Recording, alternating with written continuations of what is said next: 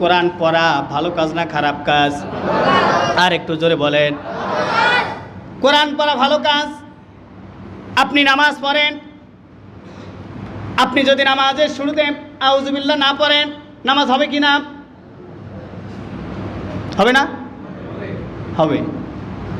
কেউ কেউ মাথা নাড়াচ্ছে, হুজুর হবে না, মুখ দিয়ে বলে না। আউযুবিল্লাহ পড়া কি নামাজে কি ফরজ? কি এটা? সুন্নাহ।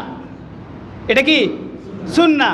আপনি যদি আউযুবিল্লাহ নাও পড়েন, নামাজ হবে, কিন্তু ত্রুটি সহিত। আপনি যদি রোজা রাখেন, রোজা রাখার শুরুতে যদি আউযুবিল্লাহ না বলেন, রোজা হবে না?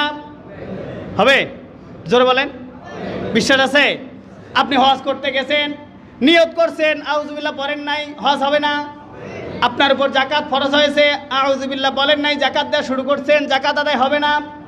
ভালো ভালো কাজ করতেছেন, আউযুবিল্লাহ বলেননি, আপনার ভালো কাজগুলোর সব পাবেন কি না? অবশ্যই পাবেন। তাহলে যত প্রকার ইবাদত বন্দেগী আছে সবগুলোর শুরুতে আউযুবিল্লাহ বললেন না, এরপরও আপনি যাজা পাবেন, কোনো সমস্যা হবে না। কিন্তু এমন একটা ইবাদত আছে, এমন একটা আমল আছে, এমন একটা কাজ আছে যেটা শুরুতে আউযুবিল্লাহ পড়া বাধ্যতামূলক আল্লাহ পাক করে দিয়েছেন। সুবহানাল্লাহ বলেন। সেই কাজটা হলো কি নাম? আরেকটু জোরে বলেন। এই কোরআনুল কারীম তেলাওয়াত করার সময় আউযুবিল্লাহ বলতে হবে। সরাসরি আল্লাহ পাক বাধ্যতামূলক করে দিয়েছেন, ওয়াজিব করে দিয়েছেন। যদি কেউ না পড়ে তাহলে কবিরা গুনাহ হবে, এমনকি তেলাওয়াতের সওয়াবও পাবে কিনা সন্দেহ আছে।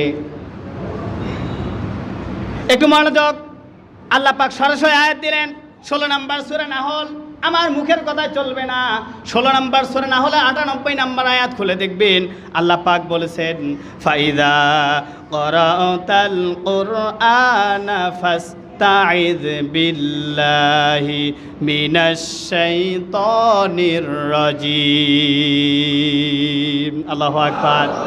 আল্লাহ পাক বললেন, সুতরাং আপনি যখন কোরআন পড়তে যাবেন তখন বিতাড়িত মরদুদ শয়তান থেকে, তার ওয়াসওয়াসা থেকে আল্লাহর কাছে পানা চেয়ে নেন। সুবহানাল্লাহ। কালকে কোন আরেকটু জোরে বলেন। তাহলে আপনি যদি কোরআন পড়তে যান, পড়তে হবে কি? আগে আউযুবিল্লাহি মিনাশ শাইতানির রাজিম আপনাকে পড়তেই হবে। এটা বাধ্যতামূলক, ওয়াজিব করে দিয়েছেন। কে দিয়েছেন? আল্লাহ দিয়েছেন। আপনি যদি না পড়েন তাহলে কবিরা গুনাহ হবে, ওয়াজিব তরকের কবিরা গুনাহ হবে।